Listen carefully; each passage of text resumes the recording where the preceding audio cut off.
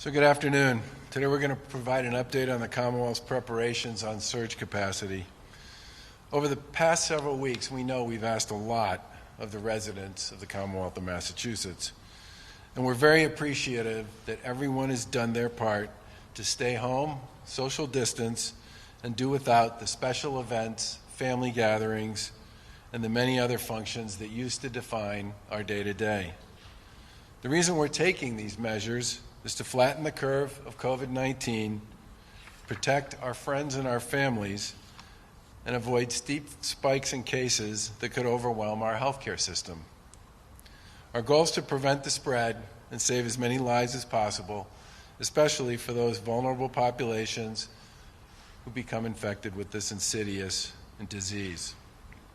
We've been working with the Command Center, with FEMA, with MEMA, our hospitals, and our Medical Advisory Committee to put together a plan to address the Commonwealth's surge.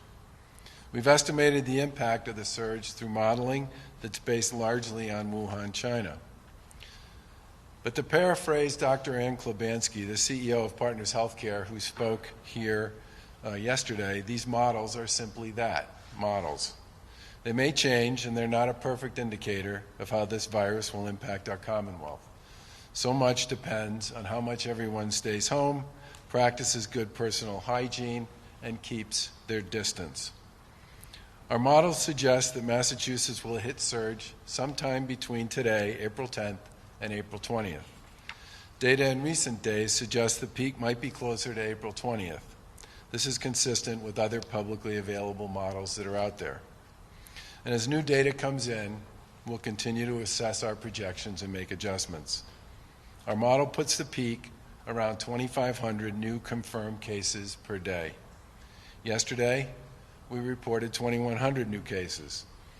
If we do not see a flattening in the daily census, if we do not see a flattening in the daily cases and in new hospitalizations, we may need to make some adjustments in our planning, and we will. At this time, we see evidence that we're still on the upward slope of this pandemic. For example, yesterday was our single biggest day for positive tests at 2,151. This partly reflects our active testing of hotspot nursing facilities, and we conducted well over 7,000 tests, which is a big increase for us. But yesterday was still the most confirmed positive test we've had on a single day to date. As I said on Wednesday, the percent of people testing positive has increased over the last few weeks. It reached a new high on Monday, in which about 30% of all tests conducted were positive, and has remained high throughout the week. And despite the increase in tests, yesterday 29% of our tests were positive, even though we hit 7,000 tests overall. Unfortunately, we've also seen a continued growth in fatalities associated with this virus, with 70 new fatalities yesterday. Our case fatality rate is 2.7%, but it's growing. It still remains below the national average, about 3.5% in many European countries. For example, Italy, Spain, the Netherlands, UK, and France are all above 10%. Hospitalizations are also increasing. But we continue to believe that social distancing, staying home, shutting down non-essential services, and other measures that we and you have taken to flatten the curve are our best weapons against this pandemic. As we get into this projected surge, it's critically important that people heed our guidance and stay home as much as possible. I can't overemphasize how critical this is. Please stay home and only go out if you absolutely have to. If you need to go out, it should only be for the essential activities like going to the grocery store, the pharmacy, or checking in on a healthcare appointment. We urge you to remember to maintain social distancing guidelines, or to cover your face or wear a mask if you cannot maintain a safe distance from other people. Today, we're issuing a Department of Public Health advisory that, consistent with the CDC guidance, recommends that people wear a mask or cover their face in public when they cannot safely socially distance. This protects you from others and protects others from you. It works both ways. For example, we advise people to wear something to cover their face in public spaces, and especially in places like supermarkets and pharmacies. If people need to go for a walk or a run, but they should certainly avoid group sports or anything where you're hanging out with lots of other people. That means no sitting around at the beach and no backyard cookouts with friends. If you go out, do what you have to do and go home. That's it. The first step in planning for the COVID-19 outbreak was assessing the capacity of the different levels of care in our existing hospital system statewide. We've been in contact with our hospitals on a daily basis to work on what we describe as a baseline capacity to support both ICU bed and acute bed needs. Our hospitals have done a tremendous job of maximizing their own capacity, but our projections have indicated that we need more beds, more staffed beds. That's why we've also been working to open new hospital care sites in all corners of the Commonwealth. Over the last several weeks, that work has accelerated. We've built out the Commonwealth's capacity significantly and for all types of patients. For example, COVID-19 can make elderly individuals or those with pre-existing conditions very sick, often requiring an ICU level of care. For others, COVID-19 may require hospitalization for a few days, but a less intensive level of care to keep the patient stable and comfortable as they recover. The plan we've put together accounts for different levels of care, and the concept that a patient may stay in an ICU bed in a hospital but become stable enough to move to an acute bed in a different setting in order to make that ICU bed available for somebody else was a big part of our planning. Even if we stay below our projections for confirmed diagnoses, we could still meet or exceed our projections for medical care if more people need hospitalization or stay longer in the hospital than anticipated. Some hospitals have seen a rapid increase in hospitalization rates in a short time. This is why surge planning is so important. The command centers work to make approximately 14,500 treatment beds available statewide. This comes from both hospitals building out their own capacity and by standing up field hospitals at places like the Boston Convention Center. Before this pandemic, 11,000 beds were readily available for ICU care and acute care in Massachusetts. This represents a breakdown of roughly 9,400 acute care beds and 1,500 ICU beds. In addition, through hospital surge planning in our field hospitals, we're bringing approximately 3,500 additional beds online for ICU care and acute care. This breaks down to approximately 2,500 new hospital beds coming online from hospital surge planning and 1,000 beds coming online through our field hospitals.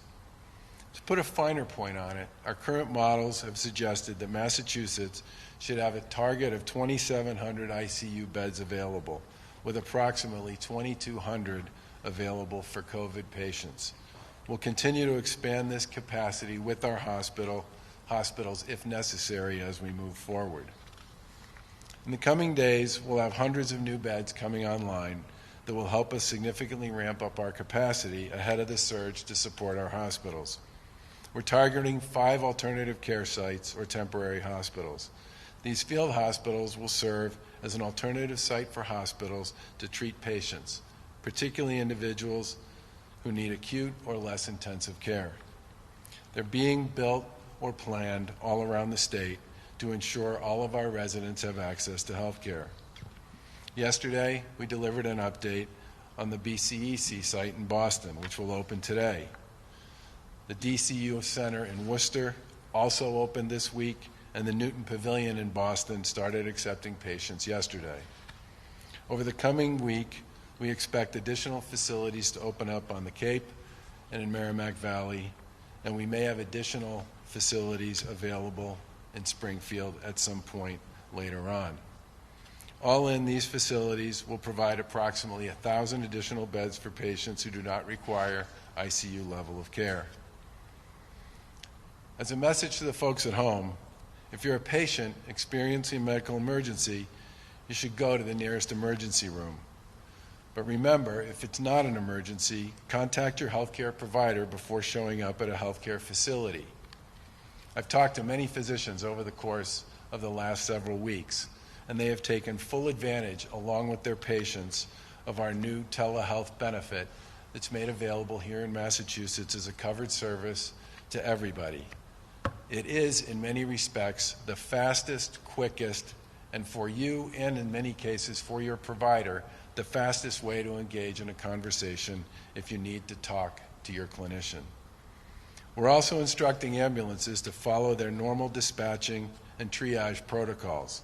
Hospitals will stabilize patients and determine their best treatment course and site of care. This effort over the course of a few weeks will add hundreds and hundreds of new beds to our healthcare system and has not been an easy one. It takes a lot of planning and a ton of hard work and a lot of cooperation.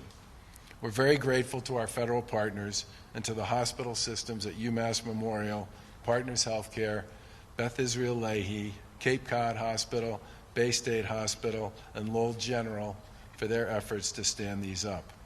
These organizations and the doctors, nurses, and countless other workers are all stepping up big time, and we can't thank them enough. We're also monitoring the impact of the virus. We're also monitoring the impact the virus is having in different regions and tracking how many beds are still available in each corner of the state. If there's a surge or a hot spot in one region, we'll have a plan in place to utilize hospital space or transport patients if we need to, depending on the level of care they require. Over the last few days, we have seen an increase in the number of hospitalizations. Our hospitals have reported that 8,100 beds are occupied now statewide, which is roughly 55% of capacity. This includes hospitalizations for non-COVID patients as well. That means we have about 6,400 available hospital beds for both ICU and acute care. That's roughly 45% of the total number of beds that are available right now. Thanks to everything we are all doing to stay home, practice good hygiene, and the incredible work of our medical community, capacity is manageable right now. But what we're seeing in the models predicts a big increases in cases in the weeks ahead. And that means our healthcare system will be stretched like never before. We will continue to engage with our healthcare community on a daily basis to monitor this number closely and keep the public informed with respect to capacity. And as we prepare for the surge, we're also chasing more PPE or personal protective equipment to keep our frontline health care workers safe and support patient needs. PPE remains a major challenge nationwide. We've been aggressively pursuing every avenue we can to make sure we have the gear that we need to protect our frontline workers as they battle the surge. We've made over 1,100 deliveries of over 2.6 million pieces of PPE to healthcare facilities, municipalities, and first responders since the outbreak began. And we'll keep working to get more into the hands of those on the front line that need it most. Healthcare workers, as everybody knows, are the front lines of the COVID-19 battle. As we grow our hospital capacity and stand up field hospitals, we need more healthcare workers to join those front lines. The command center set up an online portal called Mass Responds, and we're currently seeking additional skilled volunteers to support the Commonwealth's efforts. So far, over 4,000 volunteers have signed up. Not a surprise based on all we know about the people of the Commonwealth, but we could use more. Mass Responds needs volunteers of all skill levels and backgrounds from both medical and non-medical professions. If you're a licensed or certified healthcare provider, a public health professional, a retiree, or an individual with an interest in helping your community, please visit the website maresponds.org. We've also stood up a website posting employment opportunities for our temporary care sites and for our long-term care facilities at mass.gov/joincovidteam. This site will continually be updated with new job opportunities. In a minute, you all will hear from Kate Walsh, who's the CEO of Boston Medical Center, to share some thoughts on how her hospital is preparing for the surge. I do want to thank Kate and all of the Commonwealth's hospitals, their leaders, and their teams for being great partners with us and leaders in their communities. But before Kate comes up to the podium, I want to share one more thought with everyone today. I know this week and this weekend represent a challenging and complicated time for people of faith. The minister at our church always refers to this time of year as his Super Bowl. But not this year. For me, this will be the first Easter I haven't spent with either my mom or dad in at least 50 years. And I'm sure my dad and I will talk on the phone, but it will certainly not be the same. And it's cruel that at a time when we need hugs the most, staying apart is the most important thing that we can do for one another. This week, for our friends celebrating Easter and Passover, this week is about beating cruelty with love. We remember how to confront fear with faith. And regardless of whether you celebrate a holiday this week or not, we've all been doing a lot of that for the past few weeks. Fighting a cruel force with love for one another and faith that what we do today will make tomorrow better. Now is not the time to give up or give in. Now is the time to help each other, to help the elderly, to help our frontline workers, to help those battling sickness. And we do that by sticking with what we know works and following through and staying together. And let me just close by saying, as I said at the beginning, please stay home. Look after one another and do all the things we've talked about, everything we can do to stop the spread. Thank you. And with that, I'm going to turn it over to Kate Walsh from Boston Medical Center. Thank you, Governor Baker, and thank you, Secretary Sutters and Lieutenant Governor Polito. Boston Medical Center is very grateful to all of you for doing so much to flatten the curve. It is the most important thing we can do. And for also ensuring that every hospital has the information, the flexibility, and the resources to respond to this crisis. Your leadership, collaboration, and advocacy in Washington and across the Commonwealth have really been instrumental. We're particularly grateful at Boston Medical Center for the financial relief package, the infusion of funds that will ensure that hospitals, particularly safety net hospitals like ours, are here through this crisis and beyond for our patients and communities. BMC has already seen a dramatic drop in revenue, which is particularly tough for a place like ours. The governor's financial relief package will help bridge that gap over the next 3 months in communities all across our Commonwealth. So thank you, Governor Baker and Secretary Sutters. Now I'd like to update you on BMC's surge planning. When it became clear that Massachusetts would feel the impact of COVID-19, we knew that Boston Medical Center's patients, some of the most vulnerable in our region, would be hit the hardest. Many of our patients have to continue to work. They are essential workers, cleaning buildings, preparing food, stocking shelves, loading trucks. They don't have the option of staying home. Many have pre-existing health conditions that put them at further risk.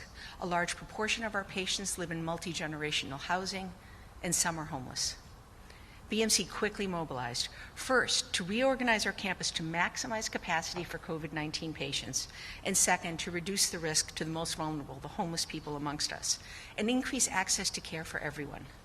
We immediately canceled all elective surgeries and routine ambulatory activity. We created a clinic to screen and test patients with flu-like symptoms. We converted beds across the hospital to almost double our ICU capacity and expand our medical surgical bed capacity for COVID-19 patients. We've repurposed endoscopy suites and post-operative recovery space. We transferred our pediatric inpatients to Boston Children's Hospital, thank you, and as a result, we have a number of adult patients in some brightly colored rooms. These steps, along with really hard work to assure appropriate staffing and to secure much-needed supplies, especially PPE, have allowed us to flex up significantly to meet demand. And as expected, BMC's volume began to surge earlier than other hospitals, leading us last Sunday to transfer some of our more stable ICU patients to other hospitals so we would have space to admit new patients. Thankfully, that was a one-day phenomenon, but it strengthened my resolve and that of my colleagues who run hospitals in Boston to put even more focus on coordination and to come together as a system of providers to maximize resources and save lives. One factor in the high volume BMC is seeing is for all the reasons I mentioned earlier. This virus is hitting certain racial and ethnic groups harder. At our hospital, 80% of our COVID-19 patients are Black or Hispanic, compared to about 58% normally. That's why the kind of support we're getting from Governor Baker and Mayor Walsh and their teams is really critical. We have to fight this virus both inside our hospitals, but also outside the walls of our hospital, so we can make absolutely certain that access to COVID-19 care is equitable across all racial and ethnic groups. We also need to make sure we're doing everything we can to bend the curve across all racial and ethnic groups. And we've produced material encouraging social distancing in 10 languages, and we're working with Mayor Walsh, the Boston delegation, Boston City Council, and community partners to get the word out. And Secretary Sudders and her team are helping us get the word out across the Commonwealth. Another major focus of our work is scaling up to meet the specific needs of the homeless population. Thanks to Governor Baker and Secretary Sutter's leadership, we're partnering with Boston Healthcare for the Homeless, Pine Street Inn, other shelters, the City of Boston shelter system, to reopen the East Newton Pavilion to accommodate homeless patients. And I'm pleased to report that we welcomed our first 20 guests last night. We're hopeful that with continued strict social distancing, these efforts, in tandem with the parallel processes at other hospitals, will allow us to both reduce demand and rise up to meet it. In the days ahead, BMC will keep executing our surge plan and building out additional capacity. I want to end on an optimistic note. So far, to knock wood, Boston Medical Center's plan is working well and we're keeping pace, although we know we are not out of the woods. The effort I've seen at our hospital, and one that I know is being replicated at every hospital across our state, has been nothing short of extraordinary. I truly believe that Massachusetts, with the leader of the Baker administration, and Boston with the leadership of Mayor Walsh, combined with the expertise and empathy of our incredible healthcare teams and strict social distancing practiced by everyone, I'm hopeful that we can beat the odds on this. Thank you.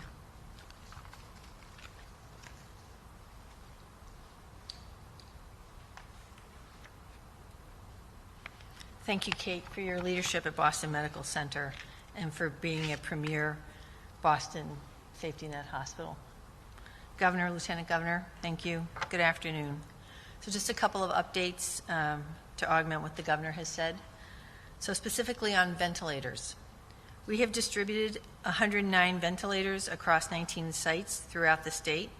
As you know, we received a distribution of 100 from the federal government, and then we had 4 from Medtronics, and 5 were donated, as the governor said yesterday, from Boston Children's Hospital. We received another from the stockpile that we're now testing to ensure that they work, and they will be allocating them today. I'll be reviewing the inventory shortly for distribution tomorrow. In addition, we were informed last evening that the governor's advocacy on behalf of the Commonwealth has been successful and that we are to receive another 200 sometime next week. So we received notice that we're getting them. My attitude about this is until they're in the stockpile, we don't count them, but we have received notice that we should receive another 200 early next week. Update on our mobile testing program. As you know, because you've heard me say this before, the command center has been accelerating on-site testing and made resources available, particularly to our long-term care facilities, to prioritize the safety of our most vulnerable residents. Since launching the initiative, more than 27 tests have been collected from about 150 facilities. Today, the National Guard's visiting another 20 locations throughout the state. Yesterday, I announced that the program expanded to include assisted living residences and that for nursing facilities can now request to receive test kits to perform the sample collection, rather than having the National Guard specialist perform the testing on site. So a facility may order test kits for the entire facility, both symptomatic and asymptomatic residents and employees. Today, I'm pleased to announce that we actually started a partnership with the largest EMS provider in New England, and we're now doing mobile testing at some of our very vulnerable group homes for people with intellectual and developmental disabilities. Transformative Healthcare will visit congregate settings and test our residents for COVID-19. This partnership helps us provide access to timely testing for individuals with disabilities across the Commonwealth without them having to leave their homes for testing. It's very important for our safety net. And just an update on our nursing home call line. As we have said, and it really reiterates how the governor ended his remarks. I think one of the hardest decisions I made was in recommending that we stop visitation to long-term care nursing homes and assisted living residences, knowing that at the time when we most want comfort from loved ones, that I was restricting access of love and comfort and hugs to families. So we strongly encourage long-term care facilities to maintain open communication with the families of all of their residents about COVID-19 and how it impacts their facilities and the individuals who live in their assisted living residences, rest homes, and nursing homes. We recognize that communicating with families during this unprecedented public health emergency is crucial, particularly, as I said, since visitation has been so restricted. Improved communication is a key reason why we created a dedicated family resource line specifically for families with concerns. Our nursing home facility resource line, a dedicated phone line to connect family members with the information resources they need, has spoken with over 1,000 people since we launched on Monday. We encourage families and community members who have questions about the nursing home or rest home care their loved one is receiving during the COVID-19 outbreak to utilize this resource. It's available 7 days a week, and that number is 617-660-5399. With that, I'll turn it back to the governor. Questions for any of us? Governor, why now did you decide to issue the DPH advisory regarding the face coverings? Why not earlier? And also, will you now reconsider a curfew? So we issued it because we reviewed the guidance over the course of the week. We talked to a lot of our colleagues in the healthcare world and in local government, and decided based on the feedback we got from them that the guidance was the right thing to do. I said when the guidance was issued by the CDC on Sunday, it's either Saturday or Sunday of last week, that I thought the guidance made a lot of sense. And I said specifically, if you're going to be in a grocery store or a pharmacy or some other place where you can't socially distance, you should wear a mask or a covering, because it protects you from others, but it also protects others from you. And the fundamental reason I think this is important as we go forward is the growing body of evidence that is significant. It's a minority as a percent of the total, but a significant minority of the population that becomes infected with COVID-19 never becomes symptomatic, which makes that particularly important. And while I'm not happy about the fact I can't see my dad either, it's that invisibility that comes with this particular virus in a significant number of people that makes this issue associated with visitation in long-term care facilities so important. Because you could very well be a carrier and have absolutely no idea. And that's why that mask or that face covering is important, not just to protect you from others, but also to protect others from you. And will you be reconsidering the curfew, any sort of curfew? We've said many times that people should stay home. Stay home. And we've seen a dramatic drop in mobility over the course of the past several weeks. If local communities want to recommend that people not be out at night in their communities, they are free to do that under our guidance. As we get closer to the surge, though, would you reconsider maybe imposing a mandatory stay-at-home? It might just be for a week or two as we go through the surge. Everybody in Massachusetts knows they should stay at home. Everyone. And we've seen it in the data over and over again. We've seen it in the polling.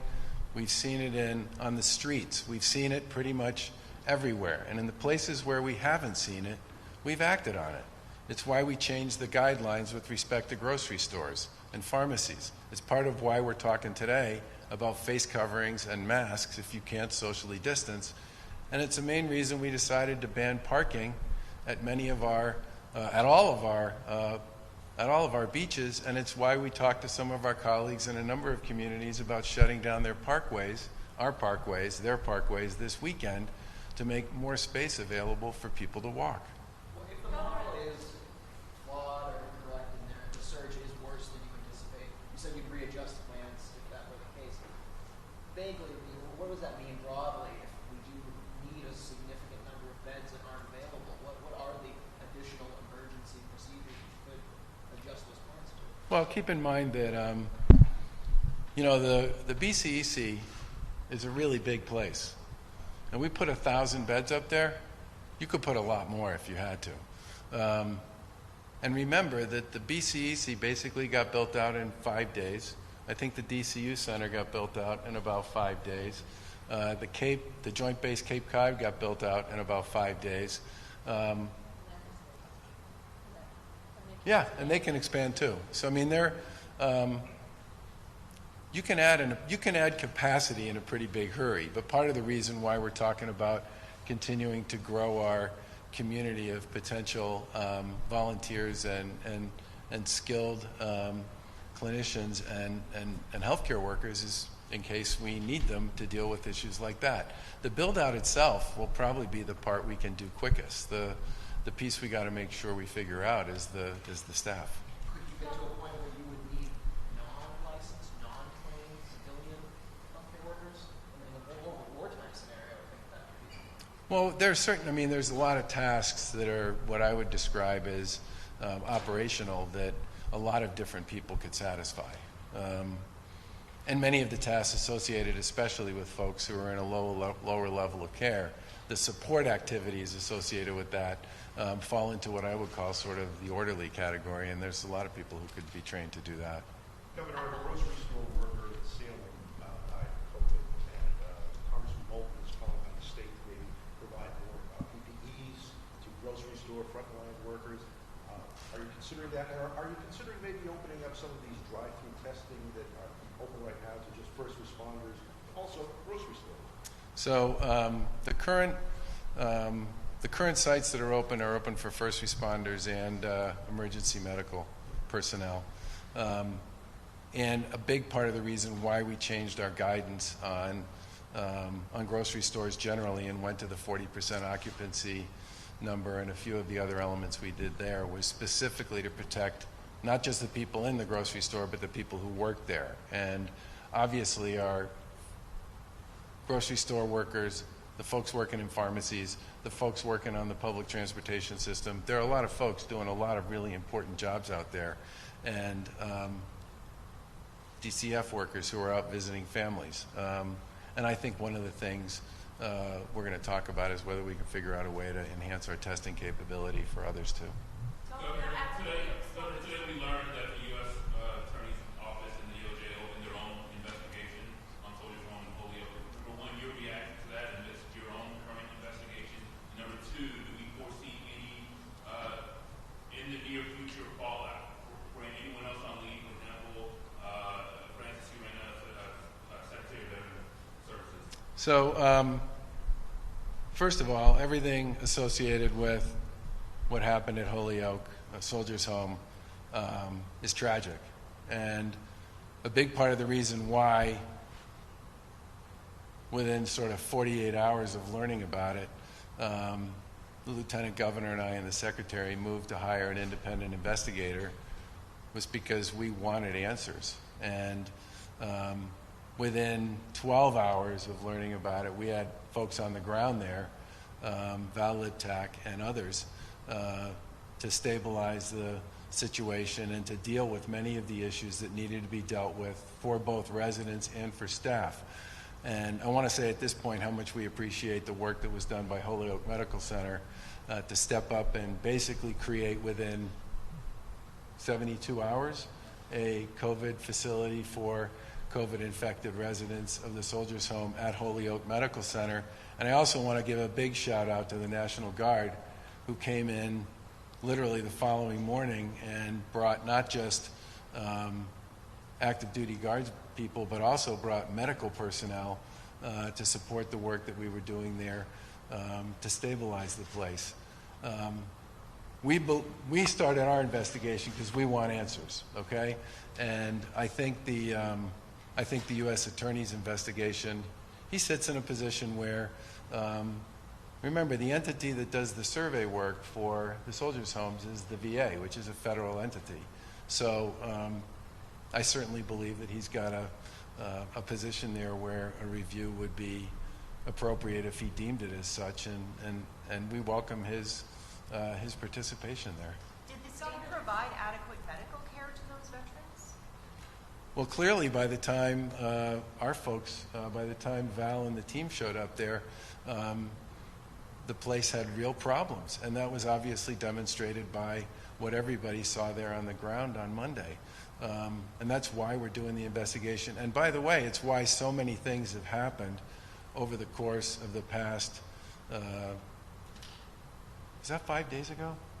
Yeah, over the course of the past was it 5 days or 12 days ago? It's all one day. I think that's part of the reason why so much has been done over the course of the past 12 days to stabilize the situation and the circumstances for the residents and the staff. The suspended superintendent has said that she was giving daily updates to the state after the first COVID-19 patient was identified. Have there been any indications that there may have been, is that part of what the state is looking into? Yeah. Okay. What is your reaction to the lawsuit brought by the representatives of the Pheasant industry over the closure of their shops and are reconsidering reclassifying them and reopening? So I've answered this question many times with respect to why we made the decision we made. I believe we made the right decision, and I don't speak to questions that are currently before the court. Are you signing it, guys? Signed it already. And thank the legislature for getting it done. Sorry. Do you have a sense of how many people have died at nursing facilities, elder facilities across the state? Is it a large percentage of the total? Well, the person who would have been best equipped to answer that just left. So, She hasn't been answering that question for 2 or 3 days. So I'm just trying to find out what. It has to be information you guys have, right? Remember, we provide that we provide most of the information around death certificates goes to the local boards of health, and they are, for all intents and purposes, the keepers of most of that data. And we've made clear to them that they can make information in their communities available. With respect to what the DPH actually collects from the locals, I'll have to get back to you on that one. Governor, I know the focus right now is preparing for the surge, but have you guys started talking about any sort of, exit plan? For example, de Blasio has talked about, once they can, social distancing can bring cases down to a level where they can test and trace new cases, they can maybe start reopening. Is there any talk about random testing?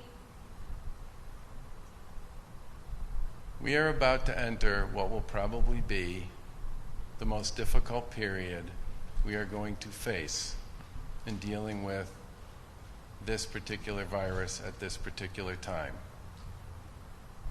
Period. Our